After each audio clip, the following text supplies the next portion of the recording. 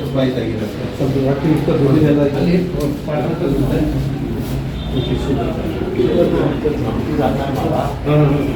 ಸುರೇಶ್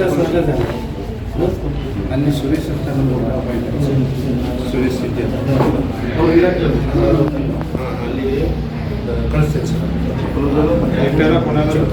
ಎಲ್ಲ ಅಲ್ಲೇ ಬಿದ್ದಿದ್ದಾರೆ, ಸ್ಪಾಟಲ್ಲೇ ಬಿದ್ದಾರೆ. ಕಾಜು ಗಿಡದ ಹೊಲದಲ್ಲಿ ಅದು ಕಾಜು ಗೋಡಂಬಿ ಕಾಯಿಲೆ. ಹಾಂ, ಯಾವಾಗ ಆಗಿರೋದು ಅದು? ಯಾವಾಗ ಆಗಿರೋದು?